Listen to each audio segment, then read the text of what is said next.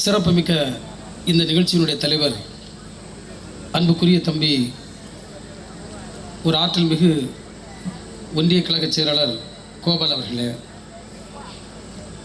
இங்கு அரியதொரு சிறப்புரையாற்ற வருகின்றிருக்கக்கூடிய அன்புக்குரிய சகோதரி திராவிடர் கழகத்தினுடைய துணை பொதுச் செயலாளர் மதிவதனி அவர்களே, இங்கு அண்ணா பேசி முடிச்சுட்டு பண்ணலாம்.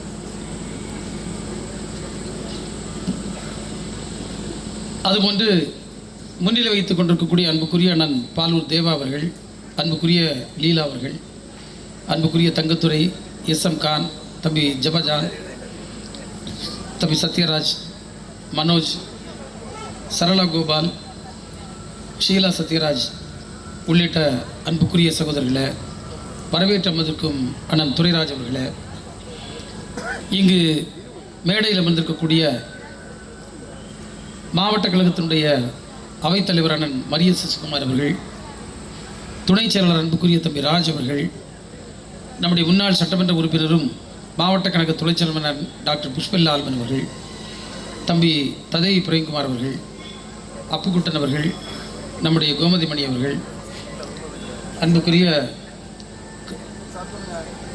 கிறிஸ்டல் பிரேமகுமாரி அவர்கள், தலைமைச் செயலாளர் தம்பி ரிமோன் அவர்கள், இன்னும் இங்கு வருகின்றிருக்கக்கூடிய ஒன்றிய கழகத்தினுடைய செயலாளர்கள் அண்ணன் டிபி ராஜன், மாஸ்டர் மோகன், தம்பி ஜான் ரைட், ஷைனி காட்டன், அர்லாந்த ஜார்ஜ் உள்ளிட்ட அன்புக்குரிய நண்பர்கள்,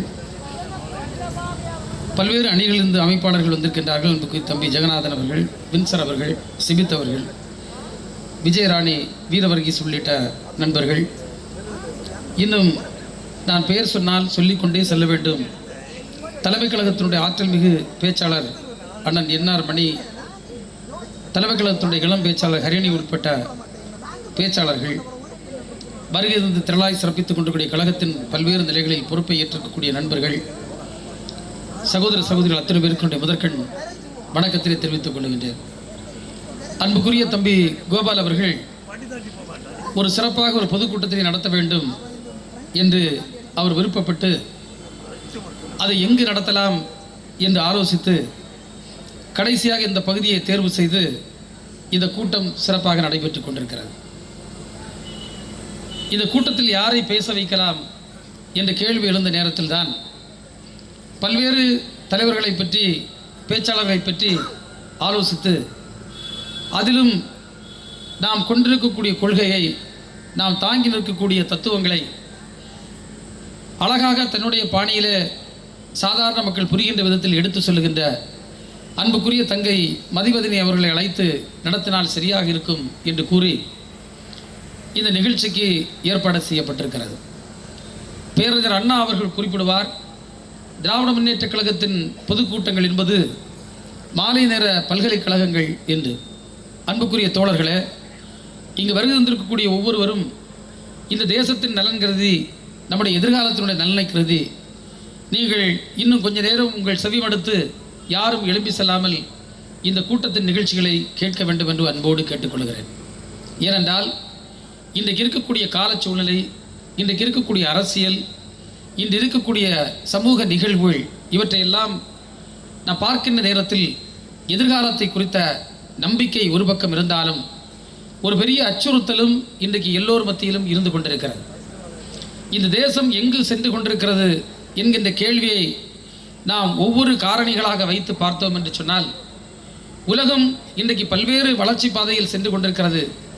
நாசாவில் சிக்கியிருக்கக்கூடிய 9 மாதங்களாக அங்கு இருந்து இனி வருவார்களா என்று இந்த உலகம் பார்த்த நேரத்தில் ஒரு ராக்கெட்டில் அனுப்பி இன்னொரு ராக்கெட்டில் இருந்தவர்களை, அதுவும் நான் பத்திரிகையில் படித்து அதிர்ச்சி மாதிரி ஆயிற்று. ஏன்னா எத்தனையோ 1000 கிலோமீட்டர் வேகத்தில் அது போயிட்டு இருக்குமா, சுற்றிட்டு இருக்கோம். அதில் போய் பத்திரமாக அவர்கள் எடுத்து மீட்டு கொண்டு வருகின்ற அளவிற்கு விஞ்ஞானத்தின் வளர்ச்சி இருக்கக்கூடிய இந்த காலகட்டத்தில் சாதியின் பெயரால், மதத்தின் பெயரால், தேவையில்லாத பல்வேறு பிரச்சனைகளின் பெயரால் இன்றைக்கு இந்த நாட்டில் ஒரு அரசியலை பாரதிய ஜனதா கட்சி கட்டமைத்து கொண்டிருக்கிறது. அதற்கு பல்வேறு கட்சிகள் துணை நின்று கொண்டு இந்த நாட்டு மக்களின் எதிர்காலத்தை பற்றி சற்றும் கவலைப்படாமல் இருக்கக்கூடிய ஒரு காலத்தில் நாம் நின்று கொண்டிருக்கின்றோம். இங்கு பேசிய தம்பி கோபால் அவர்கள் சமூக வலைத்தளங்களில் எப்படி இன்றைக்கு அவதூறுகள் பரப்பப்படுகிறது என்பதை பற்றி தன்னுடைய வருத்தத்தை குறிப்பிட்டார்.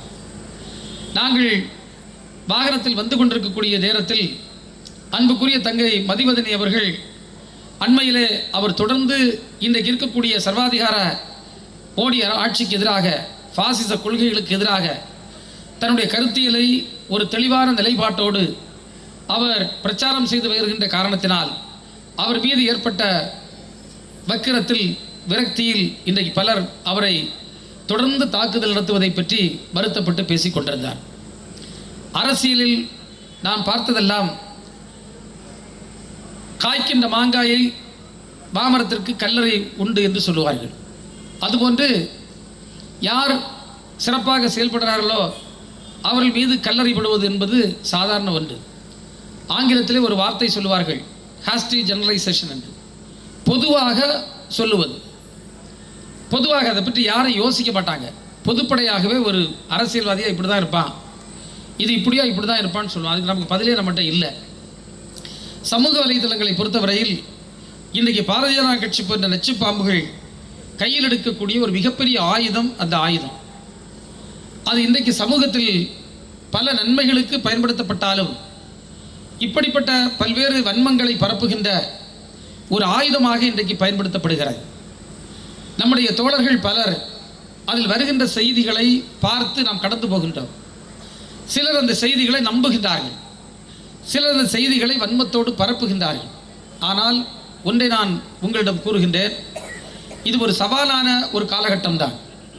இந்த சமூக வலைத்தளங்களில் வருகின்ற பிரச்சாரங்களை நாம் கண்டுகொள்ளாமல் விடுவதும் நமக்கு ஒரு பேராபத்தை தருகின்ற ஒன்றாக அமைந்துவிடக்கூடாது. எனவே அன்புக்குரிய தோழர்களே, இந்த இயக்கத்தினுடைய கொள்கைகள் அல்லது நாம் முன்வைக்கக்கூடிய கருத்துக்கள், நம்முடைய திட்டங்கள், நம்முடைய செயல்பாடுகள், நம்முடைய தலைவர்களுடைய பேச்சுக்கள் போன்றவற்றை எல்லாம் மக்கள் மத்தியில் கொண்டு செல்வதற்கு அந்த ஊடகங்களை நாமும் பயன்படுத்த வேண்டிய ஒரு கட்டாயத்தில் இருக்கிறோம் என்பதை நீங்கள் அருள் கூர்ந்து புரிந்து கொள்ளுங்கள். எனவே எந்த ஒரு தோழரும் நாம் கடந்து செல்கின்றோம் என்ற எண்ணத்தில் அதை அப்படியே விட்டுவிடாதீர்கள். அது நிச்சயமாக ஆபத்தாக முடிந்துவிடும். ஏனென்றால் இன்றைக்கு பாரதிய ஜனதா கட்சியும் சரி, RSS போன்ற அமைப்புகளும் சரி, அவர்கள் செய்யக்கூடிய அரசியல் என்பது மிக எளிமையான அரசியல். அப்போ நீங்கள் கேட்கலாம், ஏன் அந்த எளிமையான அரசியல் நீங்கள் பண்ணலாமேன்னு? பண்ண முடியாது. ஏனென்றால் அவர்களுக்கு கருத்தியல் சம்பந்தமே இல்லை, அவங்களுக்கு எந்த கவலையும் இல்லை. இந்த நாட்டில் கூடிய ஏழை எளிய மக்கள் எல்லாம் சமத்துவமாக வாழ வேண்டும் என்ற எண்ணம் அவர்களுக்கு கிடையாது. யார் எப்படி இருந்தாலும் சரி, ஆட்சி அதிகாரம் தன்னுடைய கையிலே இருக்க வேண்டும் என்று எண்ணுகின்ற ஒரு கொள்கை சித்தாந்தம் தான் பாசிச சித்தாந்தம் என்பது. இங்கே இருக்கக்கூடிய நண்பர்கள் பலர் நினைப்பார்கள், அது என்ன பாசிசம்? சோசியலிசம் என்பது எல்லோரும் சமமாக வாழ வேண்டும், எல்லோருக்கும் சம வாய்ப்புகள் கிடைக்க வேண்டும் என்கின்ற எண்ணம், கொள்கை சோசியலிசம் என்று சொல்லுவோம். கம்யூனிசம் என்பது அதைவிட ஒருபடி மேல் சென்று அது ஒரு பொதுவுடைமை சித்தாந்தத்தை தெளிவாக சொல்லுகிறது. அரசுக்குத்தான் அனைத்து உடைமையாக இருக்க வேண்டும், சமூகத்திற்குத்தான் இருக்கணும், தண்டவருக்கு முடியாது என்று சொல்லுகின்ற கொஞ்சம் இந்த சோசியலிசத்தை விட கொஞ்சம் காட்டமான ஒரு தத்துவம். இதை போன்ற நிறைய தத்துவங்கள் இருக்கிறது. முதலாளித்துவம் இருக்கிறது, கேபிட்டலிசம் என்று சொல்லுவோம். அதே போன்று இந்த பாசிசம் என்பதற்கு எந்த வரைமுறையும் கிடையாது. அதிகாரத்தை கைப்பற்றுவதற்கு எதை வேண்டுமெல்லாம் செய்கின்ற ஒரு கோட்பாட்டை கொண்டவர்களை தான் இந்த பாசிச கோட்பாட்டிற்குள் நாம் கொண்டு வருகின்றோம். அவர்கள் ஒரு பகுதியில் ஜாதியை எடுப்பார்கள், ஜாதி இல்லாத இடத்துல மதத்தை எடுப்பார்கள், ஜாதியை மதம் இல்லாத இடத்தில் இனத்தை எடுப்பார்கள், எதை வேண்டுமென்றாலும் எடுப்பார்கள். எடுத்து அதை தங்களுக்கு சாதகப்படுத்துவதற்கு மக்களுடைய மத்தியில் உணர்வு நிலையில் அதை கொண்டு செல்வார்கள். அதைத்தான் பாரதிய ஜனதா கட்சி இன்றைக்கு செய்து கொண்டிருக்கிறது. அன்புக்குரிய நண்பர்களே, இந்த கூட்டத்தில் பல்வேறு சமூகங்களை சார்ந்தவர்கள் இருப்பீர்கள். இந்த இந்திய நாட்டில் உலகத்தில் எங்கேயும் இல்லாத ஒரு கொடுமை, சாதி என்று பிரித்த அந்த கோட்பாட்டிற்குள் நாம் இருக்கின்றோம். எனவே அதை சொல்லாமல் இருக்க வழியில்லை. அந்த கோட்பாட்டால் பிரிக்கப்பட்ட பல சமூகங்களை சார்ந்தவர்கள் கூட இருக்கலாம், பல மத நம்பிக்கை உடையவர்கள் இருக்கலாம். ஆனால் நாம் ஒற்றுமையாக இருக்கிறோம், ஒற்றுமையாக பேசுகிறோம், ஒற்றுமையாக வாழ்கிறோம். இதுதான் இன்றைக்கு பாஜகவுக்கு இருக்கக்கூடிய ஒரு பெரிய நெருடல். ஏனென்றால் அவர்கள் இதை விரும்பவில்லை, அவர்களுக்கு இது தேவையில்லை. ஏனென்றால் இன்றைக்கு சமூகத்தில் எப்படியெல்லாம் வெறுப்பை கக்கி மக்களை பிரித்து ஒரு சூழ்ச்சியை செய்ய முடியும் என்று அவர்கள் எண்ணிக்கொண்டிருக்கின்றார்கள்.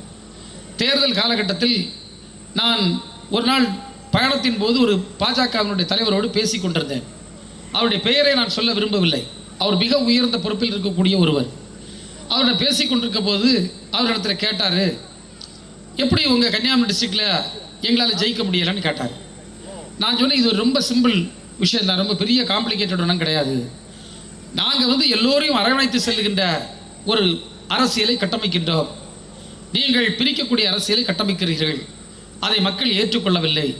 ஏனென்றால் கன்னியாகுமரி மாவட்டத்தில் இருக்கக்கூடிய மக்கள் படித்தவர்கள், இங்கு மிஷனரிமார் இங்கு வாழ்ந்த மண் என்று நான் கூறினேன்.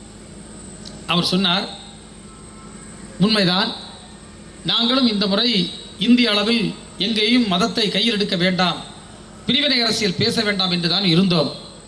ஆனால் முதல் கட்ட தேர்தல் முடிந்தபோது எங்களுக்கு கிடைத்த அந்த செய்திகள் என்னவென்றால், உங்களுக்கு வருவதற்கான வாய்ப்பு இல்லை என்று ஆகிவிட்டது. உடனடியாக வேறு வழி இல்லாமல் நாங்கள் மதத்தை மீண்டும் கையில் எடுத்தோம் என்று அவர் சொல்லுகிறார். இதுதான் அப்பட்டமான உண்மை. வெற்றி பெறுவதற்கு வாய்ப்பே இல்லை, மதத்தை கையில் எடுக்கிறார்கள். இந்த பாருங்க, மகாராஷ்டிராவில் இப்போ பெரிய கொந்தளிப்பு, பதட்டம், கலவரம், தீ வைப்பு. எதற்கு? அவுரங்கசீப்பினுடைய கல்லறையை உடைத்து அகற்ற வேண்டுமா? அகற்றியவருக்கு அவங்க பரிசு கொடுக்க போகிறாங்களாம். பரிசு அங்கே ஸ்பேஸில் போய் ராக்கெட்டை கொண்டு போகிறவனுக்கு பரிசு கொடுக்கன்னா நீ ஒத்துக்கிடலாம். இல்லை, நல்ல ஒரு தொழிலதிபராக நீ வந்துட்ட, உனக்கு ப்ரைஸ் தரேன்னு ஒத்துக்கிடலாம். ஒரு சமூக நல்லிணக்கத்தை உருவாக்கிட்ட, உனக்கு காந்தி விருது தரேன்னா ஏற்றுக்கொள்ளலாம், பாராட்டலாம். ஆனால் என்றைக்கோ வாழ்ந்த ஒரு மன்னர் அவுரங்கசீப்பு அவருடைய கல்லறையை உடைத்தா நான் பரிசு தருவேன்னு சொன்னான்னா எவ்வளவு அசிங்கம், எவ்வளோ அவமானம்.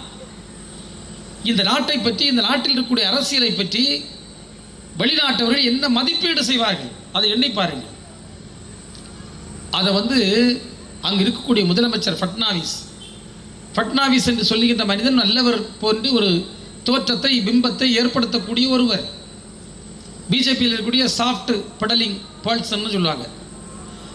அவர் சொல்லுகிறார், இந்த கருத்தில் எனக்கும் உடன்பாடு தான், இந்த கருத்தில் எனக்கும் உடன்பாடு தான். அன்றைக்கு அங்கே கலவரம் ஆரம்பிக்கிறது. அன்புக்குரிய நண்பர்களே, இன்றைக்கு அவருடைய எண்ணமே அதுதான். எப்படி மக்களை பிரிப்பது, அதை தாண்டி அவர்களுக்கு வேறு எதுவுமே இல்லை. மாட்டிறைச்சி சாப்பிடப்படாதான். நீங்கள் வெளிநாடுகளுக்கு செல்கின்ற போது என்ன செய்கிறீர்கள், என்ன உணவை உண்ணுகிறீர்கள்? இன்றைக்கு நம்ம தமிழ்நாட்டில் இருக்கக்கூடிய மிகப்பெரிய விவாதம் ஒன்று மொழி. இந்த மொழியை பற்றி என்ன பேச இருக்கு? எனக்கு எனக்கு தெரிஞ்ச அளவில் அண்ணா இருமொழி கொள்கை போதும்னு சொன்னார். ஏன் இருமொழி கொள்கைன்னு சொன்னார்? ஒன்று தாய்மொழி, நான் பேசுகின்ற மொழி. நான் பிறந்தவொடனே நம்ம அம்மான்னு கூப்பிடுவோம். கேரளாவில் உள்ள பிறந்த அம்மான்னு கூப்பிடுவோம். அமெரிக்காவில் உள்ள மம்மின்னு கூப்பிடுவோம். இருக்க நேரம் தெரியல, நான் இப்படி விசாரித்ததில்லை. ஏதோ அந்த தாய்மொழியில் அது பேசும். அது யாரும் கற்றுக் கொடுக்காட்டான், அது பேசி பேசி படிச்சிடும். ஸோ அந்த மொழி நாம் கற்க வேண்டும். இதில் இன்னொரு பிரச்சனை என்னென்னா, உலகத்தில் பல்வேறு மொழிகள் இருக்கிறது. சில மொழிகளுக்கு பல்லாயிரக்கணக்கான மொழிகளில் பல மொழிகள் அழிஞ்சிக்கிட்டு இருக்கு. அது காரணம் அவங்களுக்கு இலக்கணம், இலக்கியம், எழுத்து வடிவம் இதெல்லாம் இருக்காது, அதெல்லாம் போயிடுது. நம்ம அப்படி இல்லை. தமிழ் மொழி ஒரு பெரிய தொன்மையான மொழி. அதை பற்றி பேசினா ரொம்ப நேரம் ஆகும். நான் அதை பற்றி பேசலை. நம்முடைய தங்கையினுடைய பேச்சை நீங்கள்லாம் கேட்கணும்.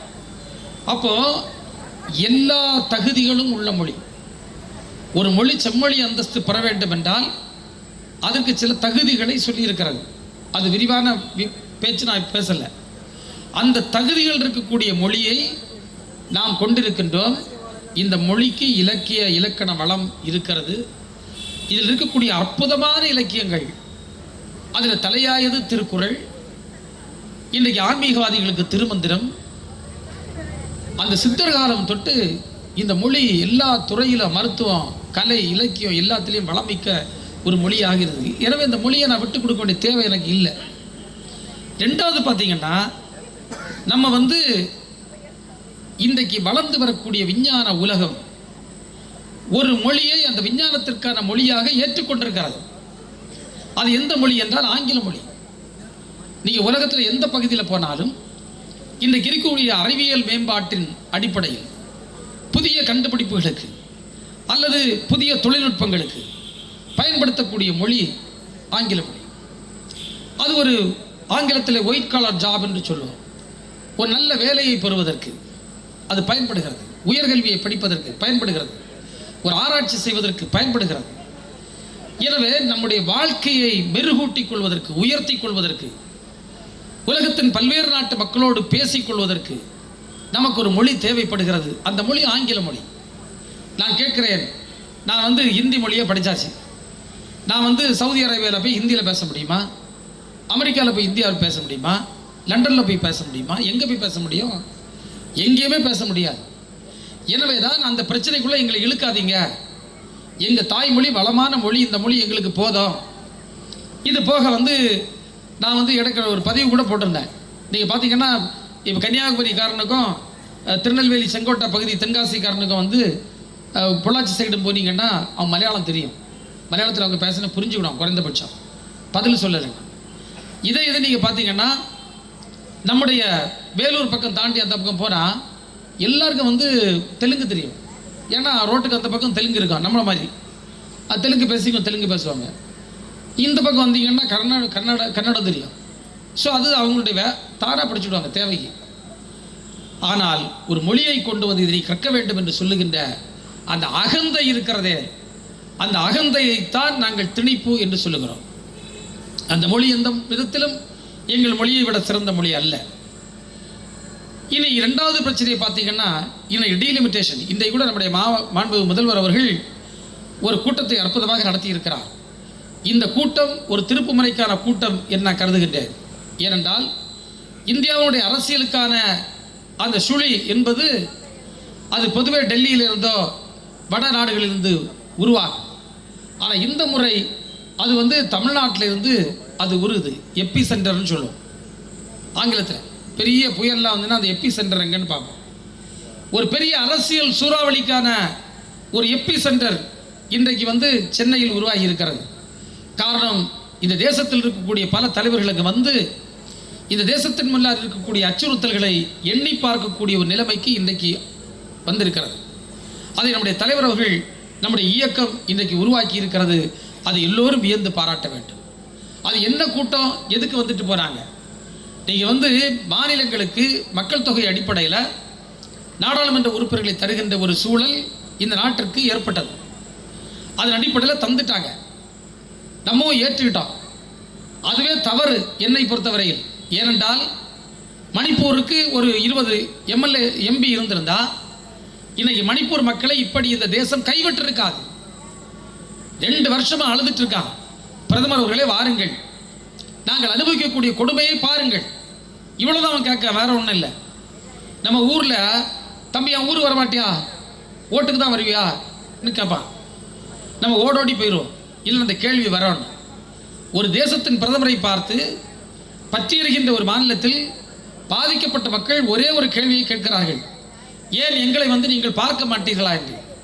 பதிலே சொல்லாதவர் தான் பிரதமர் மோடி. அங்கு ஏன் அவர் செல்லவில்லை? அங்கு நாடாளுமன்ற உறுப்பினர் எண்ணிக்கை 2. நீ போட்டா போடு, இல்லைன்னா போ, நான் உன்னை கண்டுவிட மாட்டேன் இருக்கக்கூடிய நிலைமையில் இருக்கிறார்கள். இந்த நிலைமை தமிழ்நாட்டிற்கும் கேரளாவிற்கும் வந்துவிடக்கூடாது என்பதுதான் நம்முடைய கரிசனை. அந்த நிலைமை வேற எந்த மாநிலத்திற்கு வந்துவிடக்கூடாது. எனவேதான் நான் ஒரு புத்தகம் வெளியிட்ட நேரத்தில் அதில் ஒரு கேள்வியில் சொல்லியிருந்தேன், இந்தியாவில் இருக்கக்கூடிய இந்த முறை மாற்றப்பட வேண்டும்.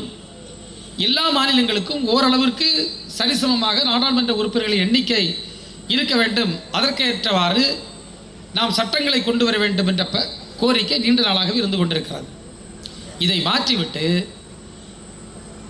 அம்மையார் இந்திரா காந்தி அவர்கள் இருக்கின்ற நேரத்தில் இந்த தேசத்தினுடைய நிலைமை இப்படி சென்று கொண்டிருந்தால், மக்கள் தொகை எண்ணிக்கை இப்படி சென்று கொண்டிருந்தால் இந்த தேசத்தால் தாங்க முடியாது என்று சொல்லி அவர்கள் மக்கள் தொகை கட்டுப்பாட்டை கொண்டு வந்தார்கள். அதை முழுமையாக ஏற்றுக்கொண்ட மாநிலம் தமிழ்நாடு. ஏற்றுக்கொண்ட பிறவே இந்த நிலைமை. நான் அடிக்கடி சொல்லுவேன், இந்த பகுதியில் நீங்கள் பார்த்தீங்கன்னா அவ்வளோ தோட்டம் துறவு விளையாக தான் இருக்கும். கீழே போனீங்கன்னா கடற்கரையில் அவ்வளோ வெத்தலை கொடி அப்படி இப்படி இருக்கும், தென்னை மரம். தாமரட்ட தேரியெல்லாம் வந்தோன்னா அவ்வளோ இருக்கும். முயல் கீழே நைட்டு சுற்றிட்டே இருக்கும்.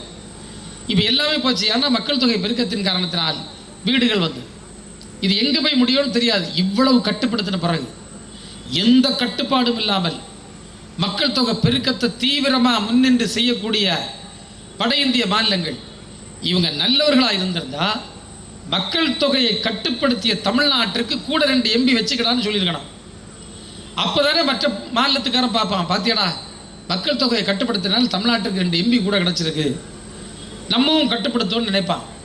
ஆனால் நான் சொல்லக்கூடாது, இன்றைக்கும் வட இந்தியாவில் பார்த்தீங்கன்னா அந்த ட்ரெயின் பெட்டி மாதிரி தான் குடும்பங்கள் போகும், அப்படியே சுற்றிட்டு இருக்கு இந்த நாகரிக நாட்டில். நீங்கள் நான் இயற்கை சார்ந்த மனிதன், உங்களுக்கெல்லாம் தெரியும் இயற்கையை தான் நான் ரொம்ப விரும்பக்கூடியது. ஒரு புலி குட்டி போடணும்னா அது சுற்றி பார்க்கும், இந்த குட்டி வளர்ப்பதற்கு ஏற்ற இடம் அங்கே இருக்காது, அப்படின்னா மட்டும்தான் குட்டி போடும், இல்லைன்னா போடாது. யானை, ஒரு யானைக்கு இத்தனை கிலோமீட்டர் தொலைவுக்குள்ள பச்சை பசையில் நிலை இருக்கணும், அது இருந்தால் மட்டும்தான் குட்டி போடும், இல்லைன்னா போடவே செய்யாது. இந்த மனுஷன்தான் ஒரு 8க்கு 8 ரூம் கிடச்சிட்டா போதும், ஒரு 8-10 பிள்ளை போகிறனா கூட ரெடி ஆகிடும். இந்த நாட்டில் இப்படி போனால் இது பேராபத்தில் முடிஞ்சிடும்னு சொல்லி கொண்டு வந்த குடும்ப கட்டுப்பாட்டை நாம் ஏற்றுக்கொண்ட காரணத்தினால் நமக்கு இந்த மக்கள் தொகை குறைஞ்சிருக்கு. இந்த மக்கள் தொகை குறைஞ்சதை காரணம் காட்டி நம்முடைய நாடாளுமன்ற உறுப்பினர்கள் எண்ணிக்கையை குறைப்பதற்கு பாஜக வருகிறது என்று சொன்னால் எப்படிப்பட்ட வஞ்சக எண்ணம்! எப்படிலாம் சிந்திக்காம பாருங்க, எப்படிலாம் சிந்திக்காம எப்படி நமக்கு ஓர வஞ்சனை பண்ண முடியும்? நிதியை எப்படி குறைக்கலாம், அதிகாரத்தை எப்படி குறைக்கலாம், நாடாளுமன்ற உறுப்பினர் எண்ணிக்கையை குறைக்கலாம். அதுதான் இன்னைக்கு என்னுடைய முதல்வர் அவர்கள் சொல்லுகிறார், இது எம்பிக்களின் எண்ணிக்கை சார்ந்த பிரச்சனை அல்ல, இது அரசியல் அதிகாரம் சார்ந்த பிரச்சனை, இதில் சமரசம் என்ற பேச்சுக்கே இடமில்லை என்று கூறியிருக்கிறார். அன்புக்குரிய தோழர்களே, இது ஒவ்வொன்றும் இன்றைக்கு பாஜக எடுக்கக்கூடிய மொழி பிரச்சனையாக இருக்கட்டும், நமக்கு நிதிதாரான பிரச்சனையாக இருக்கட்டும், அல்லது நாடாளுமன்ற உறுப்பினர்களை எண்ணிக்கையை குறைக்கக்கூடிய பிரச்சனையாக இருக்கட்டும், இல்லது மாநிலத்தின் பல்வேறு அதிகாரங்களை நம்மிடமிருந்து கைப்பற்றி ஒன்றிய அரசோடு சேர்த்துக் கொள்வதாக இருக்கட்டும், ஒவ்வொன்றும் இன்றைக்கு அவர்கள் நம்முடைய அரசியல் அதிகாரத்தை பறிப்பதற்காக எடுக்கக்கூடிய முயற்சி என்பதை நாம் புரிந்து கொள்ள வேண்டும். அந்த பிரச்சாரத்தை நாம் கொண்டு செல்ல வேண்டும். அன்புக்குரிய நண்பர்களே, ராமர் கோவில், அவுரங்கசீப், அதே போன்று அங்கே ஜாதி கலவரம், மத கலவரம், இதை தாண்டி பிஜேபிகிட்ட ஏதாவது இருக்கா? தயவு செய்து கேளுங்க. தம்பி கோபால் சொன்னார் நம்முடைய கட்சி இங்கே வளர்ந்துருக்குன்னு. ஏன் வளர்ந்துருக்கு? காரணம் என்ன? நம்ம எல்லோரையும் சேர்த்திருக்கிறோம், எல்லா சமூகத்தை சார்ந்தவர்கள், எல்லா சமயத்தை சார்ந்தவர்கள் தேடி தேடி பார்த்து நம்ம சேர்த்திருக்கிறோம். எல்லோரையும் அன்பினால கட்டியிருக்கோம், யாருக்கு நம்ம எதுவும் கொடுக்கல, எல்லோரையும் அன்பினால கட்டியிருக்கோம். அப்படி வருகின்ற நேரத்தில் அதிகாரமும் நம்முடைய கையில் வரும், நிச்சயமாக வரும். அடுத்த உள்ளாட்சி தேர்தல் வருகின்ற நேரத்தில் இன்னும் நாம் பலப்படுவோம். நான் உண்மையிலேயே ஒரு மகிழ்ச்சி என்னவென்றால், கன்னியாகுமரி மாவட்டத்தில் இருந்த தேர்தல் பொறுப்பை நான் பொறுப்பெடுத்து நடத்திய நேரத்தில் இருக்கக்கூடிய ஒரு மாநகராட்சி, 4 நகராட்சிகள் அத்தனையும் நம்ம கைப்பற்ற முடிச்சு. இது ஒரு சரித்திர சாதனை. இருக்கக்கூடிய பேரூராட்சிகள் பெரும்பான்மை நம்மிடத்தில் இருக்கிறது. தம்பி கோபால் கூறியது போன்று சில இடங்களில் சில கற்பாடுகள் இருந்தாலும் அதையெல்லாம் முறியடித்து நம்ம எண்ணிக்கையை பெருக்க முடிஞ்சது. இன்னும் நம்முடைய எண்ணிக்கையை அதிகரிக்க நம்ம முடியும். அதற்கு மேலாம் களத்தில் இறங்கி பணியாற்ற வேண்டும். அன்புக்குரிய தோழர்களே, ஒரு இயக்கத்தில் பணியாற்றுகின்ற போது நமக்கு ஒருவேளை பெரிய சாதகங்களான காரியங்கள் ஒருவேளை இல்லைன்னு சிலர் நினைக்கலாம். அதுக்கு மாற்று கருத்து என்கிட்ட இல்லை. ஆனால் நம்முடைய மனதிற்கு ஒரு தெம்பு என்னவென்றால், இந்த சமூகத்தில் இருக்கக்கூடிய அநீதிகளை தட்டி கேட்கக்கூடிய ஒரு பக்குவத்தை நான் பெற்றிருக்கின்றேன். அதை எனக்கு ஒரு இயக்கம் உருவாக்கி தந்திருக்கிறது. இந்த சமூகத்தில் இருக்கக்கூடிய பிரச்சனைகளை எடுத்து பேசுவதற்கு ஒரு வாய்ப்பை நான் பெற்றிருக்கின்றேன். அதை இந்த இயக்கம் எனக்கு உருவாக்கி தந்திருக்கிறது. இந்த சமூகத்தில் ஒரு குறைந்தபட்சம் கொஞ்சம் பேராவது வழிநடத்தக்கூடிய ஒரு பொறுப்பை நான் பெற்றிருக்கின்றேன். அதை இந்த இயக்கம் எனக்கு உருவாக்கி தந்திருக்கிறது என்று எண்ணினால் ஒவ்வொரு தோழனும் அதற்காக தான் மகிழ்ச்சி அடையக்கூடிய ஒரு சூழலை பார்க்க முடியும். ஏனென்றால் இந்த இயக்கம் ஒரு அமைப்பாக கட்டப்பட்ட இயக்கம். ஒரு கிளை கழகம் தொடங்கி ஒரு மாவட்ட கழகம் வழியாக மாநில கழகம் செல்லுகின்ற வரையிலும் இந்த இயக்கம் முறையாக கட்டமைக்கப்பட்ட ஒரு அமைப்பு. இந்த அமைப்பில் இருக்கக்கூடிய ஒவ்வொரு பொறுப்பும் முக்கியமான பொறுப்பு தான். சில தம்பிமார்கிட்ட வருவான், அடே எனக்கு என்ன பொறுப்பு இதுன்னு சொல்லுவான். நான் சொல்லுவேன், அதெல்லாம் நீ அளவு போடாதப்பா, நீ அதை நல்லா பண்ணு, அப்போ எங்களுக்கே தெரியும் இவன் அடுத்த போகிற தகுதி வந்துட்டான். ஒவ்வொருவரும் அதை மட்டும் எண்ணுங்கள். இந்த தேசத்தின் முன்னால் இருக்கக்கூடிய ஆபத்தை உணருங்கள். இந்த தேசத்தை பிரித்தாளுகின்ற சூழ்ச்சியை நீங்கள் தயவு செய்து உணருங்கள். அதை எதிர்க்க வேண்டும் என்ற அடிப்படை எண்ணத்தை உங்கள் உள்ளத்திலே உருவாக்குங்கள். அதை உங்களை ஒரு சமூக பணியாளராக அல்லது ஒரு சமூக போராளியாக அல்லது ஒரு அரசியல் தலைவராக உங்களை கட்டமைப்பதற்கு உதவியாக இருக்கும். இந்த பாசிச கும்பலிடமிருந்து இந்த நாட்டை பாதுகாக்க வேண்டிய ஒரு கட்டாய தேவை நமக்கு இருக்கிறது என்பதை நான் மீண்டும் வலியுறுத்தி கூறி உங்களது விடைபெறலாம் என்று கருதுகிறேன். நன்றி, வணக்கம். திமுகவின்